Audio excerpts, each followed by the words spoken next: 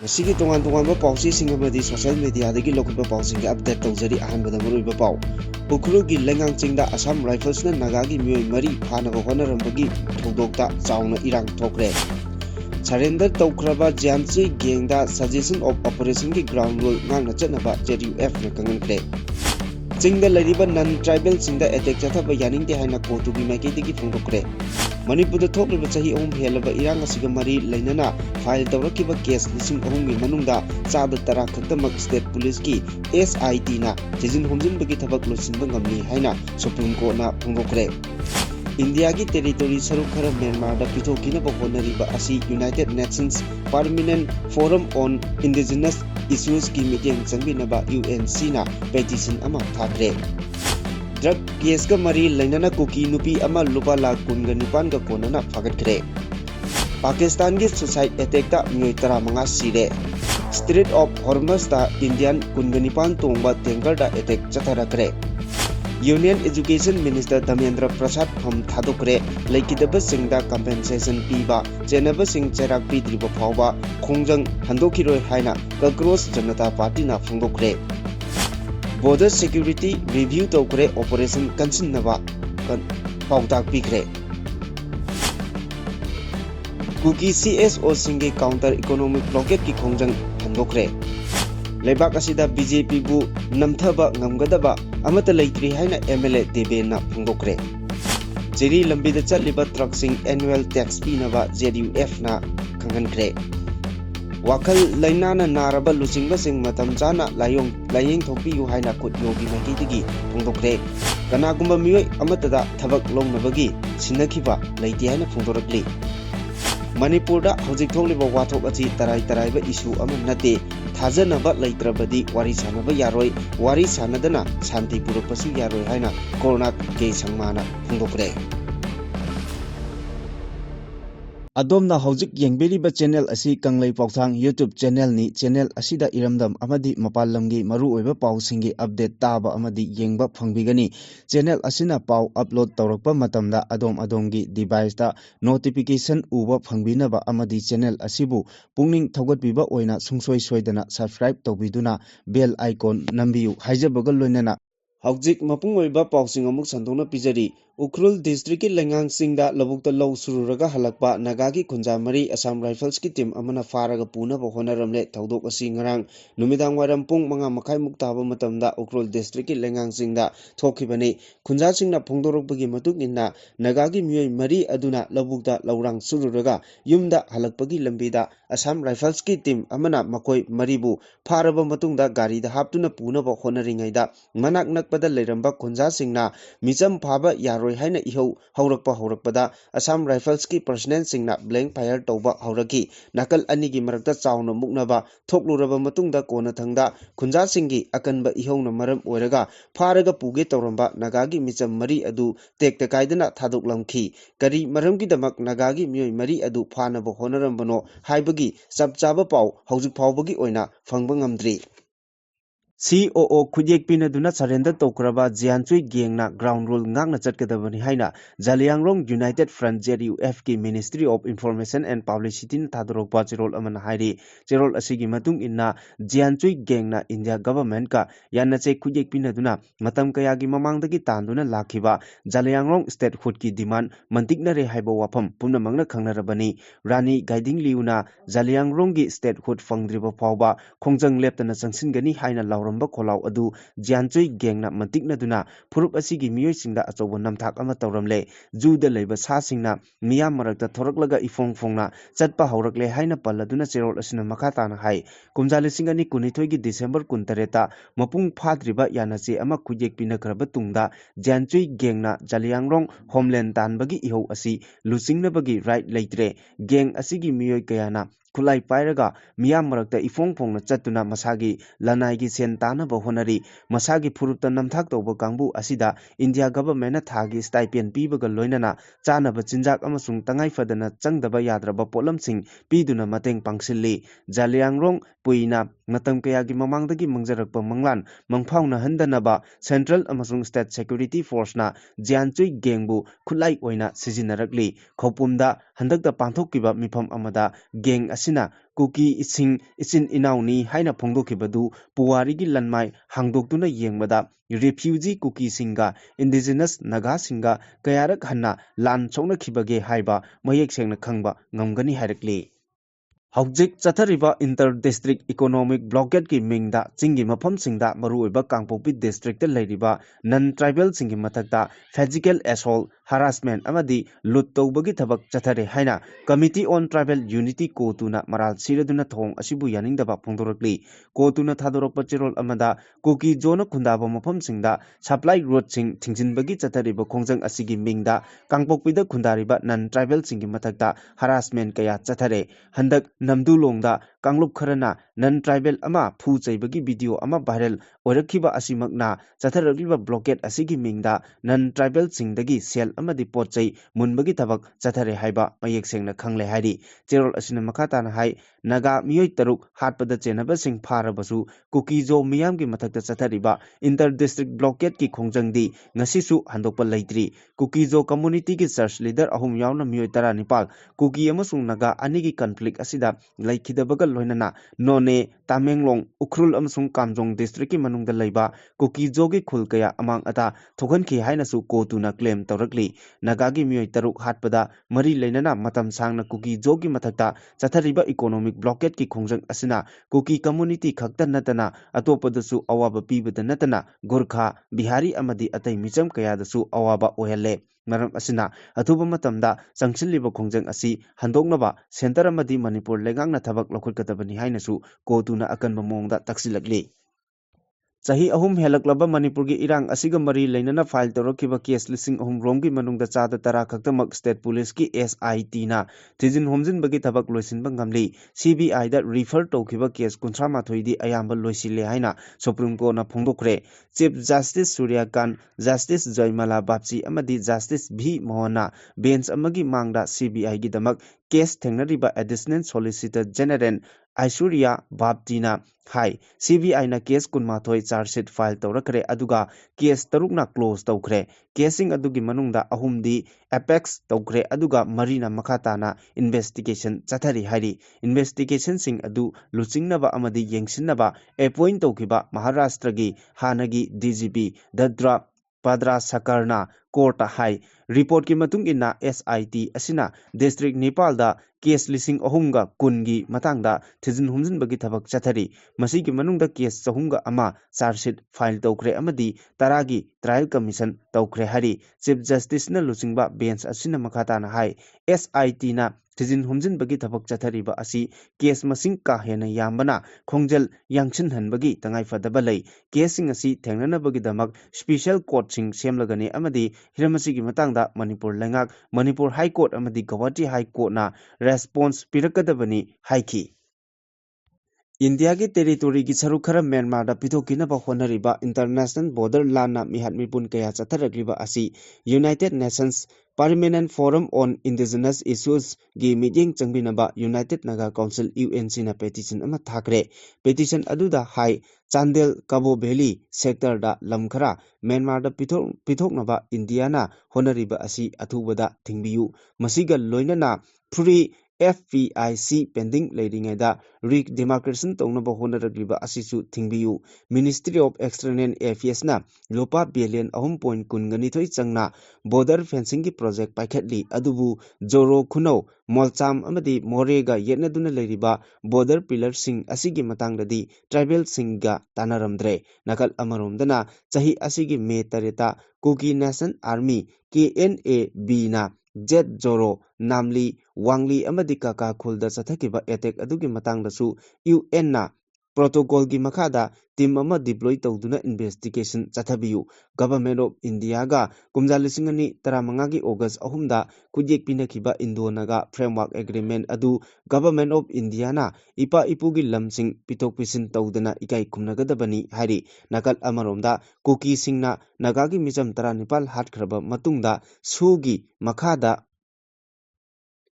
Lairiba KNFP da transfer taukiba micham taruk mihak thina hatok lamki hena nunang ningai oiribadi KNFP hariba luk asigi commander asi Deputy Chief Minister Nemcha Kipgengi mapuroiba ST Thangboy Kipgenni masina local investigation singi integrity da compromise tawanbata natana akanba political pressure piri hainasu petition aduda makatana palli Cross border da drug trafficking chathabaga mari lainana tigetbagi thabakta chahi yankhaiga taruk surabi kuki nupi ama drug ki senpham oigani chingnaba lupa lakh kungani pan gi senpham ga konana Manipur police na ngarang phagat pangam khre narcotic drugs and psychotropic substance NDPSA ki makhada lokotpa case amaga mari lainana nupi asi phagat pangam khibani pharaba nupi adudi Jengai Niang kawi Churachandpur gi Gauchin Khup Bhengdagini hairi Churachandpur police na sathakiba thiba humbagi thabak aduda hairiba nupi asidagi lupa lakh kunga nipan gi senpham asisu phangba ngamkhibani police na phongdorakpagi matung ina pharaba nupi asi illegal drugs trade ki thabak tawba Myanmar da lairiba beneficiary singda senpham sing pitok pisin tawbagi thabakta chaungna chenaba misak amani police na nupi asidagi case register manga amadi case counting machine amasu phagatpa ngamkhi hairi lengaki war on drugs campaign gi saruk ama oina Manipur police na chatharakpa operation gi manung channa miyoi asi phagatpa ngamkhibani Nongchup thangba Pakistan gi security checkpoint amasung Islamic militant singna pokhai hannaba machak thanna yawba gari ama thaujillaklaga chatharakiba suicide attack da lanmi 12 yauna miyoi 15 sire haina military na phongdorakli security gi maiki digi khut handuna nongmai kapada militant 12 su siki Afghanistan ga lonaba ngamkhai manakta leiba Tank district ki joint military police post amada thodo asi thokibani tha kharegi mamangdagi hona awang nongchup thangba Pakistan da militant singi irang kankhatlakli security checkpoint da attack chatharakibagi matangda Tehrik-e-Taliban Pakistan na claim tawkhre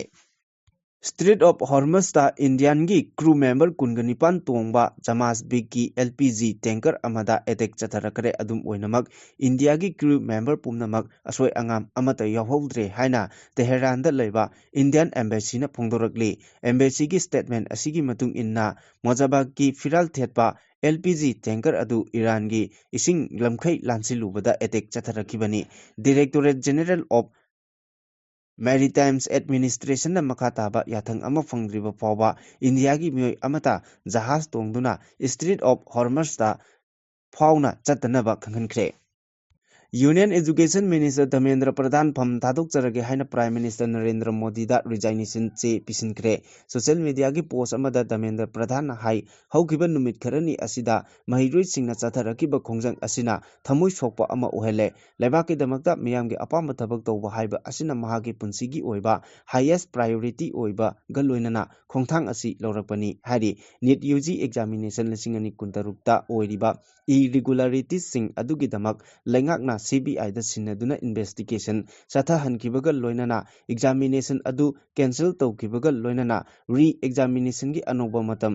lengakna lepkhibani hari loinana lakliba chahidagi examination asi computer based state mota chana hannabasu lengakna warep laure hairamki panba yabadi exam irregularities sing amadi NEET paper leak ka mari lainana Union Education Minister Dharmendra Pradhan resign tawgadabani haina tha amarom asi mahiroi mayam amana Delhi gi Jantar Mantar da khongjang changsinduna lakhibani loinana Education Minister pham thadokadabani haiba asigi matangda ngarangdagi Cockroach Janata Party amadi center ge marakta wari sanaduna laklaba matung ngarang nungthil pung 3:30 da 3 suba round gi wari sananaba matam thanarambani Mifam asigi mangoinana Education Minister Dharmendra Pradhan Prime Minister Narendra Modi da resignation che adu pisinkibani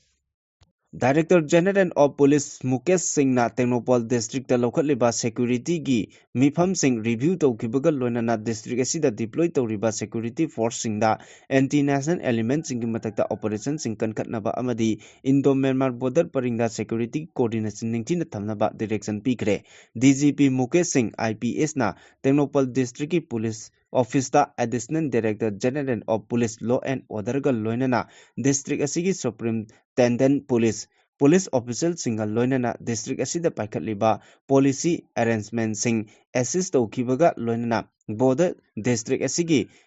overall security scenario sing review tawki hari DGP na district asigi police official singa interaction tawnaba matamda district asida police amadi security force singna anti national element sing mathakta akanba operation chatanaba criminal case sing thuna investigation tawba anti drug drive sing kansinba ain kaina puriba khuchu khulai sing phagatba amadi district asida shanti amasung tangdu leitaba Lehanaba security force singi marakta ningthina coordination leina makhal makha kayagi operation sing chathagadabani haina akanba direction pi khi hari Naga micham taruk hatkiba thodokta chenaba sing phaduna matik chaba cherak pigadabani haina UNC na chatharekliba economic blockade na maram oiraga kuki jo singna khundariba area singda hidak langthak yauna nomagi tangai fadana sizinadaba yadraba polam sing phangdabagi mayokta National Highway 202 Imphal Ukrul lambida matam kaktaba counter economic blockade ki khongjang changsillamkhiba adu matam kharagi oina komthokle haina kuki CSO working committee na thadokpa Cherol amana harakle Cherol asigi matung inna issue asigi matangda hauzik ukrul amasung kangpokpi district ki kuki jo civil society organization singi luchingba singa negotiation chathararibasi yenglaga khongjang asi suspend tawkhibani haukiba July 13 da kangpokpida pangthokkiba apunbagi oiba mifam amada charuk yakhiba organization khudikmakna hauzik mayok nariba economic crisis asigi manungda democratic oiba resolution ama launaba honaminaba haina mat amata oina warep lauminaki makhatana wari leinaba amadi mari leinaba government ki authority singa issue asigi matangda waroisin puraknaba wari sananaba matamsu lepa laikre karigumba wari sanaba asida waroisin purakpa ngamdrabadi makhatana khongjang changsinba natana atopa lambi leiti haiki Leibak asida BJP bu namthaba ngamgadaba political party amata leitri haina BJP Manipur Pradesh ki vice president su oiriba wabagai AC gi MLA oiriba Dr. Usam Deben na phungdokre wafom asi development committee hangun na sinduna wabagai gi hangun makha lekai da pangthokpa thoram amada Congress amasung JDU da yauramba aduga Santhel hangun amadi ngakra party ki imung chanina BJP da nongna changlakpagi harau tayamna okpagi thoramda phungdokibani Thoram aduda MLA Debena makhatana phongdokpada Prime Minister Narendra Modi gi makhada India asi haukiba chahi khara asida angakpa phangna ahongba lakhre masigi mathakta BJP lengangna tawkiba development work kaya asina maram oiraga miyamna BJP bu pamnabagi chang hengalagli ngasigi mayek laraba khudam oina handak pangthokiba state kharagi election dasu BJP na chawna mai pakle BJP na tawragliba thabak thoram kaya asi yenglaga Manipur dasu BJP gi mapangal da ahongba laire amaromda wabagai AC bo chawkhat thorangi lamda mangjil thaba AC ama soidana uhengani haiba wafamsu phongdokhi Tamenglong amasung None district ta lariba truck owner singna chaliba chahi haibadi lising ani kunmanga kuntaruki oina numit tarani gi manungda gari amada lupa lising tara gi tax pigadabani haina Jaliangrong United Front ki finance in charge na truck association sing asigi chairman amasung secretary da tha asigi kunga humdoi da aiba cherol piduna kangankhre karigumba hairiba wafam asi ngakna chatrabadi lup asigi maikidigi mathokta ba thabak sing paikhatlagani hairi Manipur gi Luchingba oiriba Chief Minister Yumnam Khemchan amadi mahaki tung iliba Minister MLA Khongburoi Singh wakhal gi anaba mapal thoklak leba asi matam chana layeng thokpiyu loinana wakhal laina naraba Luchingba Singh asi matam chana layeng bada Khundrakom Kendra Youth Organization gi maikei digi angamba layeng sel mateng pangjagi haina phongdorakli khudyogi President Lesangthem Sanjitna Thatorokpa Cherol amada hiram asigi matangda kendra gi amadi BJP gi President na daita raga brain gi lainana naraba MLA singi masak maming khangdoknaba honabiyu masidagi asum henjinkiba tarabadi leibaki ikai khumnaba manglakpa yai Manipur miyamgi human right civil amasung political right sing khangdaba haibasi leibak ngaknabagi magun amata yaudre takpani makhoi sing asidi robotic oire haibani aikoigi miyam kanja haunaba amadi apunbagi thaunana khumang yangna changsinba ngamnaba honaba matam oire India gi konung Delhi gi jantar mantar da Manipur gi interest ta kholaw lawriba miyam amadi madugi matangda Manipur lenga ki wakhallol hanglubada Manipur bu peace leiraba human life to life da ꯁꯤꯡꯅꯔꯤꯕꯁꯤꯡ ꯑꯁꯤꯕꯨ ꯀꯔꯤꯁꯨ ꯇꯧꯗꯕꯒꯨꯝ ꯄꯥꯎꯈꯨꯝ ꯄꯤꯔꯤꯕ home minister ꯒꯣꯕꯤꯟꯗꯥꯁ Konthoujam ꯋꯥꯈꯜ ꯂꯩꯅꯥꯒꯤ ꯂꯥꯏꯌꯦꯡ ꯆꯠꯊꯕ ꯆꯨꯝꯂꯒꯅꯤ ꯀꯨꯠꯌꯣꯅ ꯉꯁꯤ ꯄꯜꯂꯤꯕ ꯂꯩꯉꯥꯛ ꯑꯁꯤꯕꯨ ꯄꯥꯜꯂꯤꯕ ꯂꯩꯉꯥꯛ ꯑꯁꯤꯕꯨ ꯂꯩꯉꯥꯛ ꯃꯤꯌꯥꯝ ꯅꯨꯡꯁꯤꯕ ꯉꯝꯗꯕ ꯋꯥꯈꯜ ꯂꯩꯅꯥꯅ ꯅꯥꯔꯕ ꯔꯣꯕꯣꯇꯤꯛ ꯒꯕꯔꯟꯃꯦꯟꯠꯅꯤ ꯂꯧꯕꯒ ꯂꯣꯏꯅꯅ ꯑꯀꯟꯕ ꯃꯑꯣꯡꯗ ꯀꯟꯗꯦꯝ ꯇꯧꯏ ꯕꯤꯖꯦꯄꯤꯒꯤ ꯄꯥꯔꯇꯤꯗ ꯌꯥꯎꯗꯨꯅ ꯆꯥꯎꯈꯠ ꯊꯧꯔꯥꯡ ꯄꯥꯝꯂꯤꯕ ꯑꯃꯗꯤ ꯂꯩꯕꯥꯛ ꯃꯤꯌꯥꯝꯒꯤ ꯃꯐꯝꯗ ꯑꯔꯣꯏꯕ ꯑꯣꯏꯅ ꯊꯝꯖꯅꯤꯡꯕ ꯋꯥꯐꯝꯗꯤ ꯄꯥꯔꯇꯤ ꯍꯥꯏꯕꯁꯤ ꯃꯤꯌꯥꯝꯅ ꯁꯦꯝꯕꯅꯤ ꯃꯤꯌꯥꯝ ꯑꯁꯤꯕꯨ ꯂꯨꯆꯤꯡꯒꯗꯧꯔꯤꯕ ꯃꯤꯁꯛ ꯑꯗꯨꯅ ꯂꯩꯕꯥꯛ ꯈꯨꯟꯅꯥꯏ ꯁꯦꯝꯒꯗꯧꯔꯤꯕꯅꯤ ꯃꯔꯝ ꯑꯗꯨꯅ ꯃꯊꯧꯅꯥ ꯂꯩꯇꯕ ꯂꯧꯁꯤꯡ ꯌꯥꯎꯗꯕ ꯃꯤꯑꯣꯏꯅ ꯇꯧꯅꯤꯡꯕꯗ ꯇꯧꯔꯒ ꯌꯥꯕꯒꯤ ꯃꯇꯝ ꯅꯠꯇ꯭ꯔꯦ ꯍꯥꯏꯕꯁꯤ ꯈꯟꯊꯃꯤꯟꯅꯔꯁꯤ ꯍꯥꯏꯅ ꯀꯨꯠꯌꯣꯒꯤ ꯆꯦꯔꯣꯜ ꯑꯁꯤꯅ ꯃꯈꯥ ꯇꯥꯔꯛꯂꯤ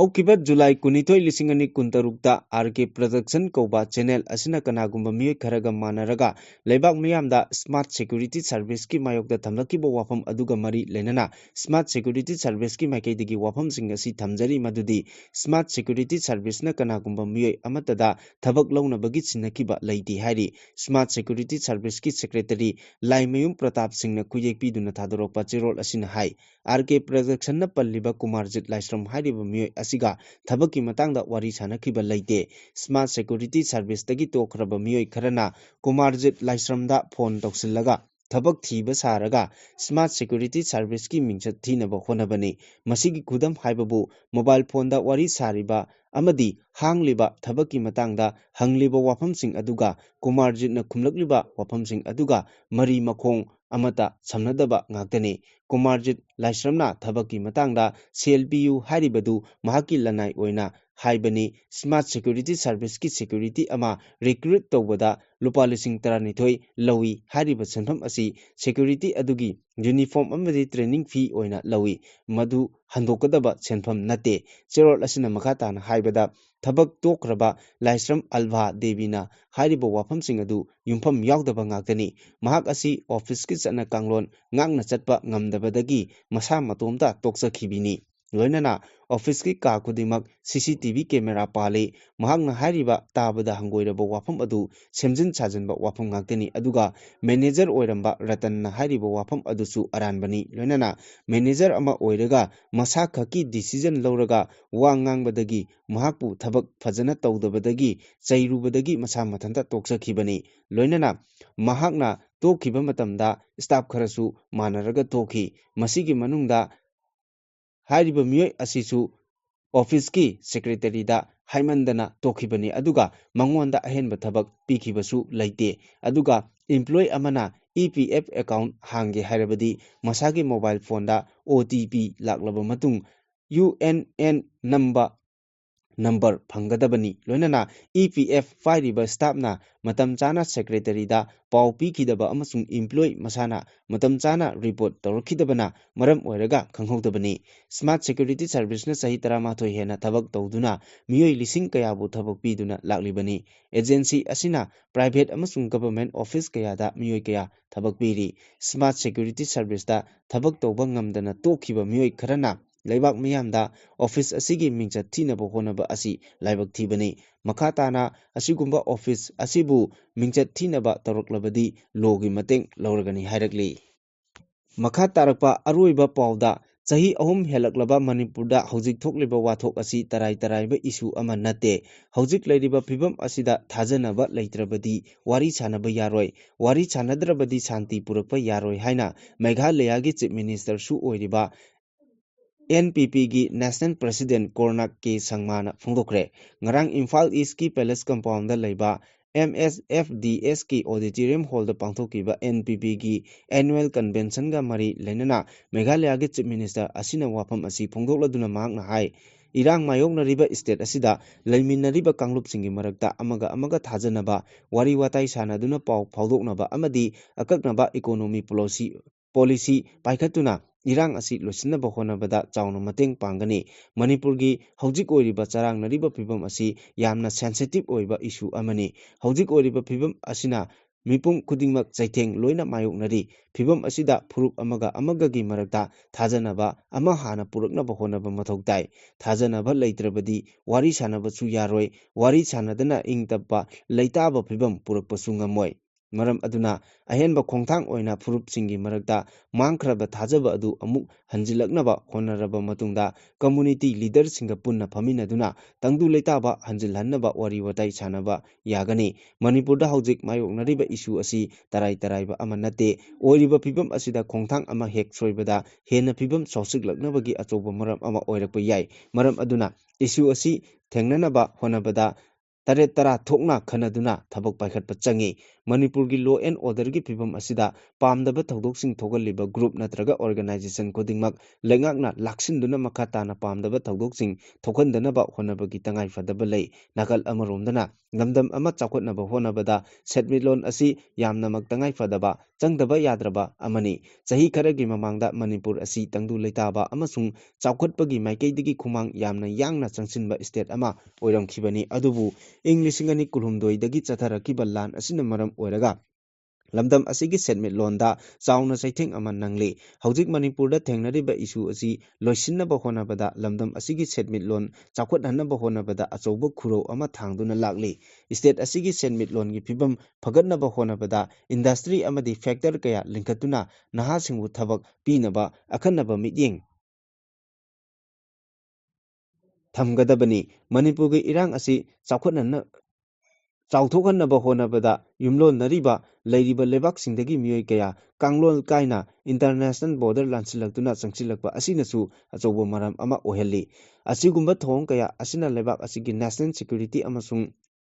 ꯌꯦꯜꯍꯧꯃꯤꯁꯤꯡꯗ ꯆꯥꯎꯅ ꯑꯀꯤꯕ ꯄꯤꯔꯤ꯫ ꯃꯔꯝ ꯑꯗꯨꯅ ꯏꯁꯨ ꯑꯁꯤ ꯂꯩꯉꯥꯛꯅ ꯍꯩꯁꯤꯡꯅ ꯃꯥꯌꯣꯛꯅꯕ ꯑꯃ ꯆꯪꯏ꯫ ꯏꯁꯨ ꯑꯁꯤ ꯂꯣꯏꯁꯤꯟꯅꯕ ꯍꯣꯠꯅꯕꯗ ꯇꯣꯉꯥꯟ ꯇꯣꯉꯥꯟꯕ ꯃꯥꯏꯀꯩꯗ ꯋꯥꯈꯜ ꯇꯥꯗꯕ ꯌꯥꯎꯔꯛꯂꯕꯁꯨ ꯃꯗꯨ ꯋꯥꯈꯜ ꯇꯥꯃꯤꯟꯅꯅꯕ ꯍꯣꯠꯅꯕ ꯆꯪꯏ꯫ ꯂꯩꯕꯥꯛ ꯑꯁꯤꯒꯤ ꯅꯦꯁꯅꯦꯜ ꯁꯦꯀ꯭ꯌꯨꯔꯤꯇꯤ ꯄꯥꯏꯕꯁꯤ ꯍꯤꯔꯝ ꯑꯃꯠꯇꯗ ꯀꯝꯄ꯭ꯔꯣꯃꯥꯏꯖ ꯇꯧꯕ ꯌꯥꯕ ꯅꯠꯇꯦ꯫ ꯃꯅꯤꯄꯨꯔꯗ ꯍꯧꯖꯤꯛ ꯍꯧꯖꯤꯛ ꯇꯥꯔꯤꯕ ꯑꯁꯤꯗ NPPꯅꯁꯨ ꯁꯔꯨꯛ ꯆꯥꯎꯅ ꯌꯥꯒꯅꯤ ꯍꯥꯏꯔꯤ꯫ NPP ꯑꯁꯤ ꯁ꯭ꯇꯦꯠ ꯑꯃꯈꯛꯀꯤ ꯏꯟꯇꯔꯦꯁꯇ ꯁꯦꯝꯈꯤꯕ ꯄꯣꯂꯤꯇꯤꯀꯦꯜ ꯄꯥꯔꯇꯤ ꯑꯃ ꯅꯠꯇꯦ꯫ ꯄꯥꯔꯇꯤ ꯑꯁꯤ ꯑꯋꯥꯡ ꯅꯣꯡꯄꯣꯛ ꯔꯤꯖꯟꯗ ꯂꯩꯔꯤꯕ ꯁ꯭ꯇꯦꯠꯁꯤꯡꯒꯤ ꯑꯄꯨꯟꯕ ꯏꯟꯇꯔꯦꯁꯇ ꯁꯦꯝꯈꯤꯕꯅꯤ ꯍꯥꯏꯕ ꯋꯥꯐꯝ ꯊꯝꯈꯤ꯫